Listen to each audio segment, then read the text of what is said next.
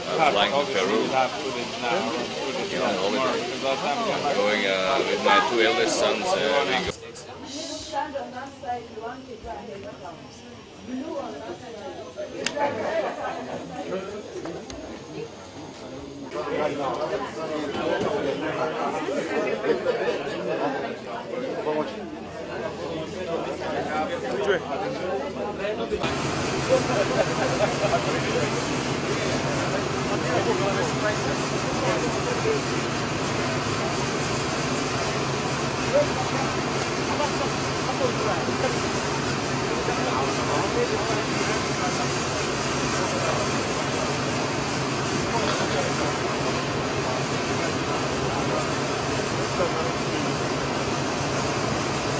I'm good.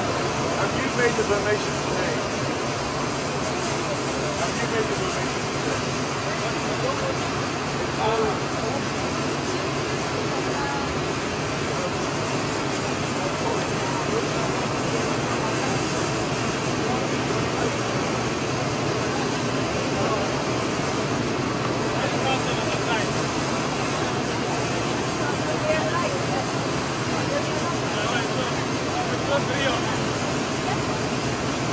Coco has to go by himself.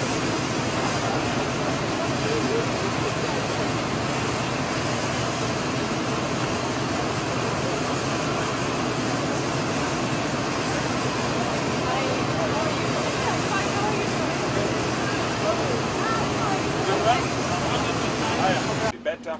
They had some rains earlier in the year, so they're not as bad as the other two, central and the north of Turkana. So people are asking, why is Red Cross not distributing food to everybody? We can't just do blanket food distribution. First of all, we don't have the food, but number two, it has to be targeted to the most vulnerable, and that's what we are doing in schools. And you will see there, probably when we land, we'll say you'll come to the Kenya B, as people call it, or the other Kenya that we talk of. Because once you pass Kitale, you're in another world. Once you pass Isiolo, you're in another world. Once you pass Wingi, you're in another world. And I'm happy that Mugo Kibati is with us. I mean, with in Vision 2030, you will see. And I'm also happy that Bob and Dick are also around with us, so that they look at communication. So if you have a Thrive, where we will land in Lokitan, that's the last communication point with your Safaricom. After that, you're in another world. So no communication, at least for a few hours. No one will disturb you on telephone, so that you can enjoy those few hours. Bob won't be tweeting out there.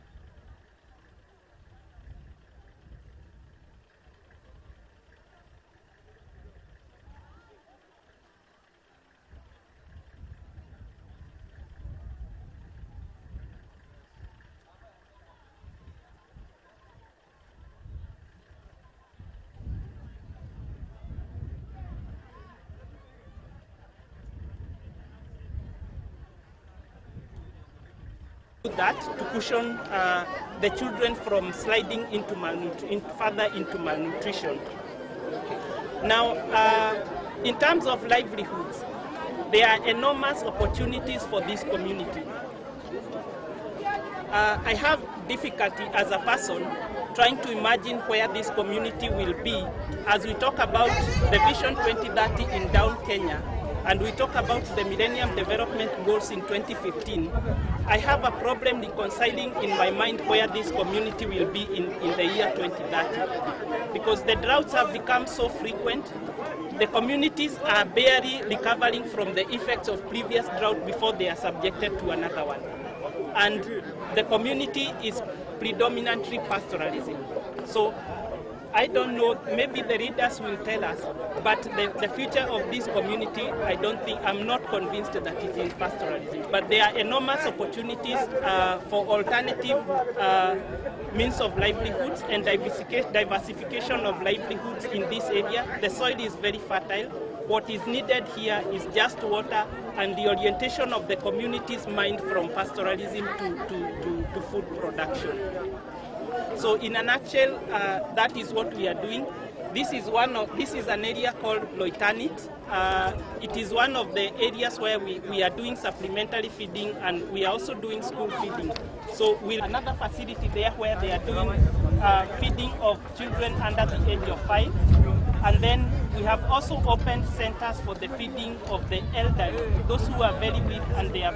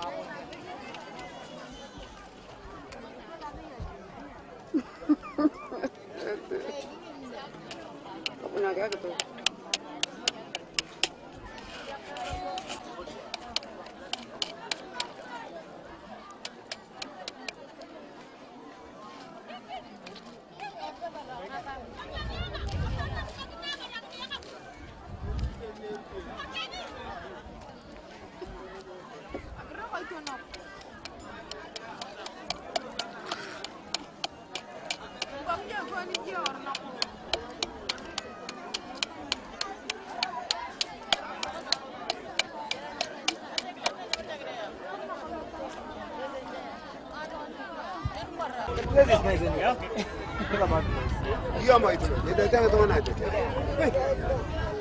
Rani unapiga hapana atoa hata moja unipatie. Hao.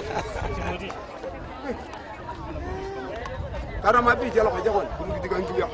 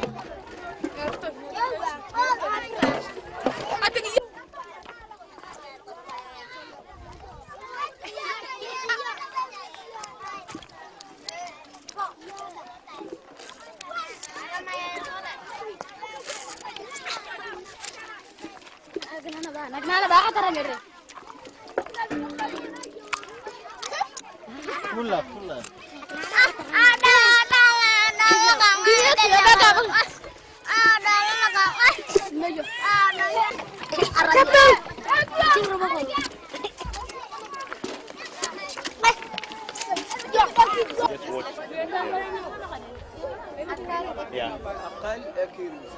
Unless you want to stay. Okay, let me just. Okay.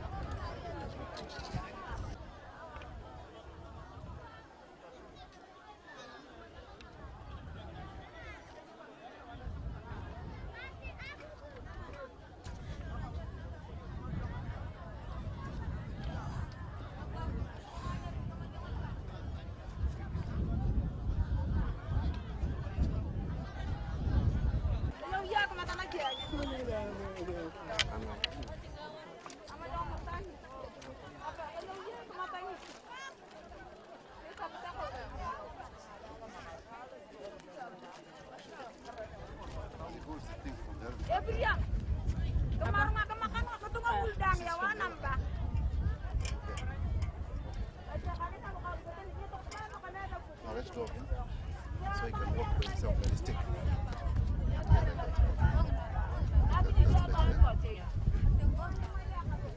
That way he can hold himself and go. You think he'll go by himself?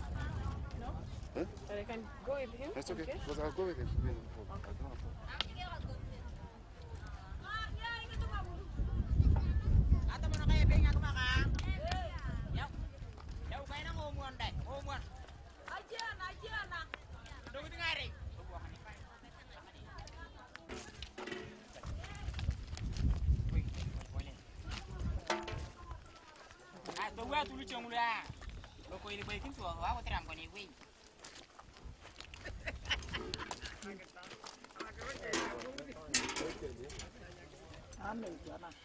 Alafu tuanze kudistribute ama.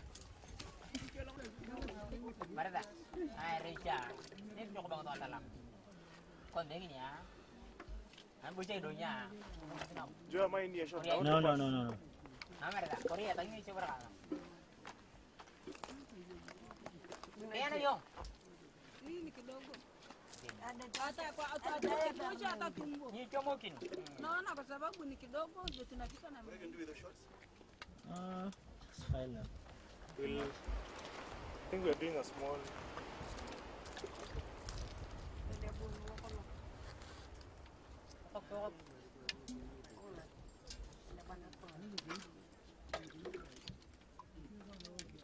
Bagi tak lempe kamu. Buang apa ya? Maka mata. Mau kita lagi. Bunache. Hiyo zinache.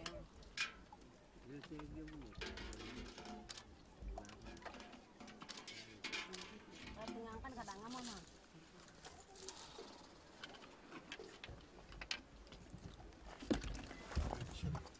Menyusul apa itu kan ini? Tungangyari. Ako ache. Menyusul apa itu? Kau Kemudian aku menyebut. Aku ini merakat. Waktu dah ni cantik.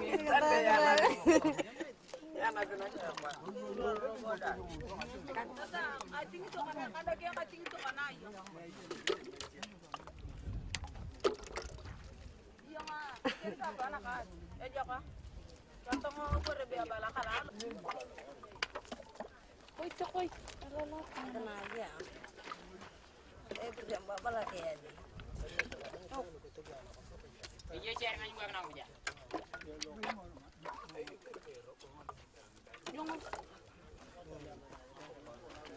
Ay, tanya aja kan. Betul suami sih. Apa ya aja? Woi gini.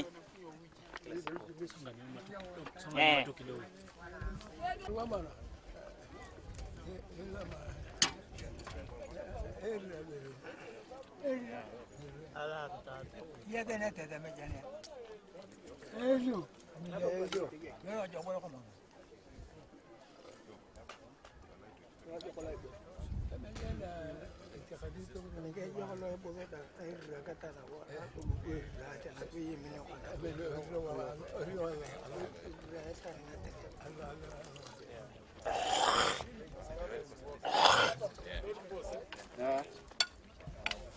Habari zenu?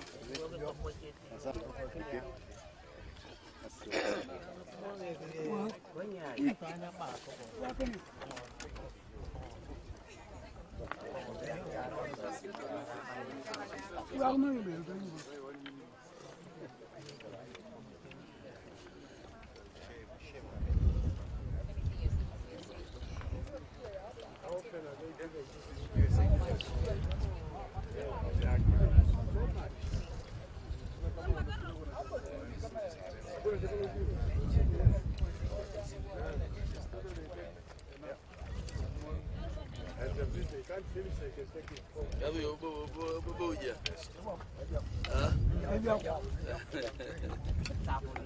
Okay, Sarah, we are ready. Yeah. Okay. You have to come down. There is a group that is not ready. Okay. Are you guys all ready?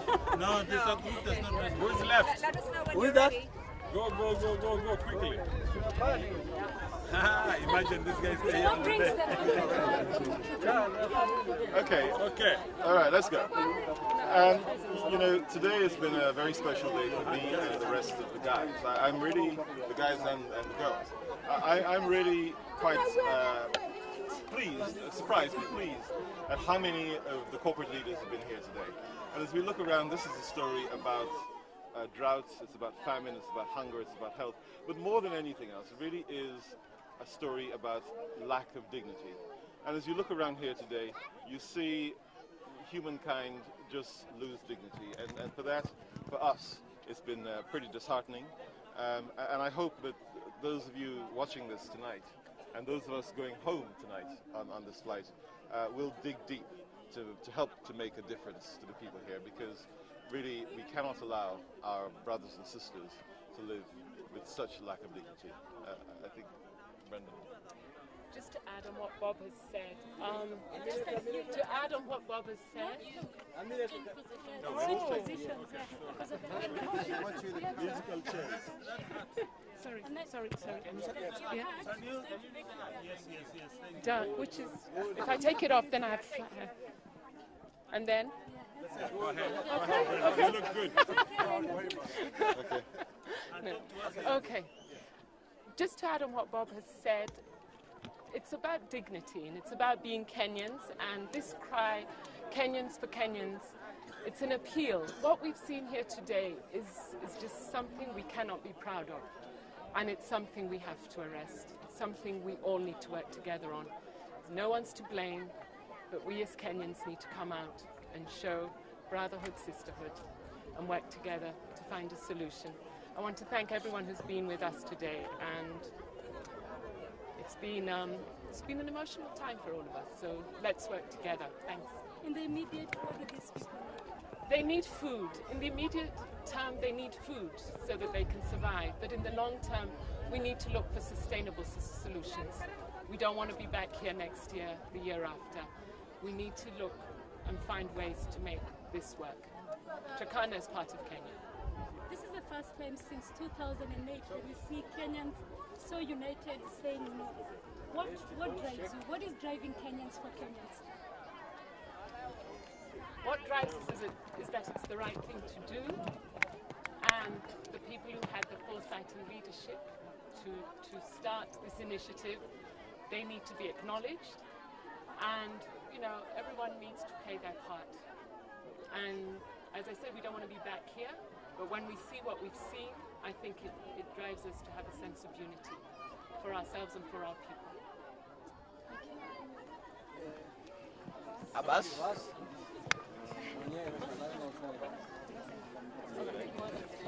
Happy with these?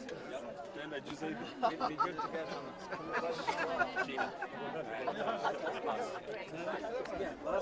Hata watu wanaweza kwenda half this and half this.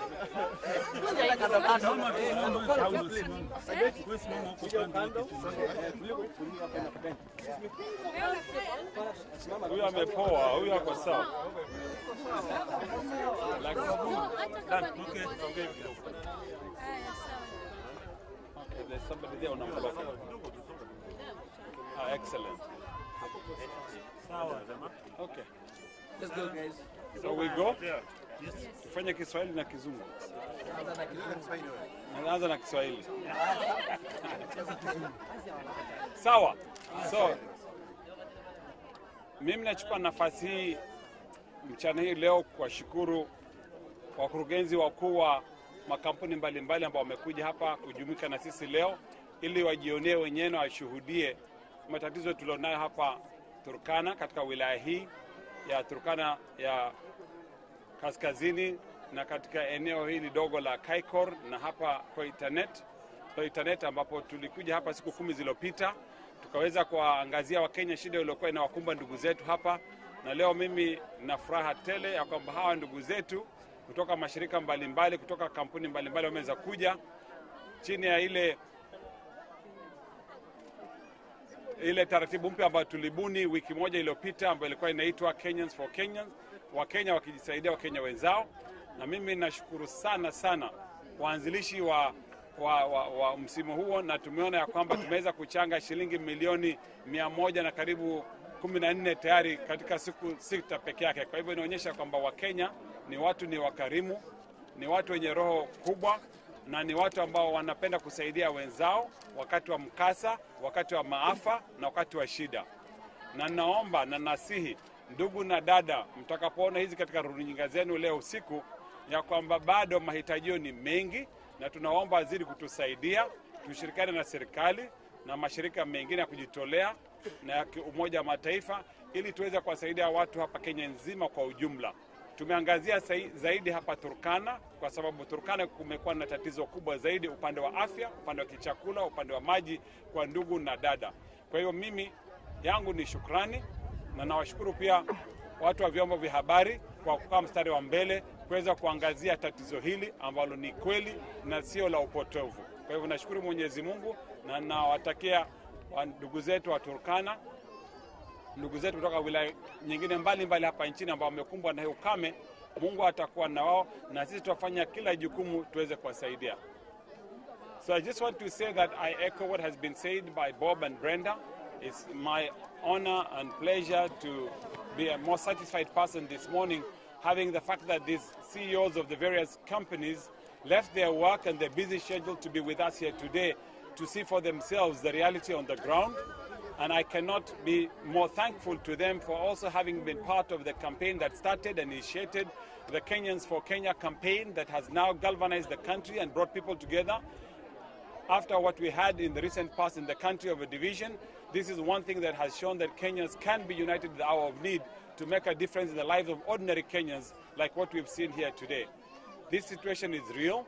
It is happening not only in Turkana, but also other parts of this country. And it is upon us to add to what the government and other actors and players are doing in bringing assistance and aid in the emergency phase of this situation of the current drought. The reality is that we want to avoid coming back here in 2 years when the next cycle comes.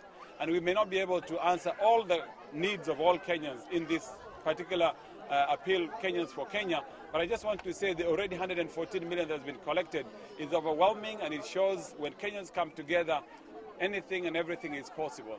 I'd like to really thank Bob, Martin Odwar, all the CEOs, the media owners, Ginedine, and many others who are the brain behind the initial idea. But now it's something that we all own. All Kenyans in the private sector, in the public sector, ordinary Kenyans. The money that has been collected so far has been ordinary Kenyans, you and me giving through M-Pesa.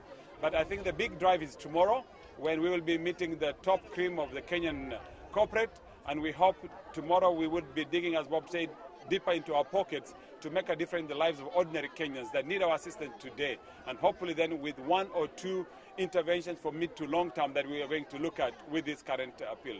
Looking at these children, it's the usual picture of African children with big distended bellies. But if you could just explain to our audience, what are these children? What are they suffering from? What are they learning? Well, as has been said earlier by one of my colleagues, basically what we have is chronic food shortage in these places. We have had 3 consecutive rain failures in this part of this country and many other parts of this country. And these people are basically pastoralists, and their livelihoods have been totally affected.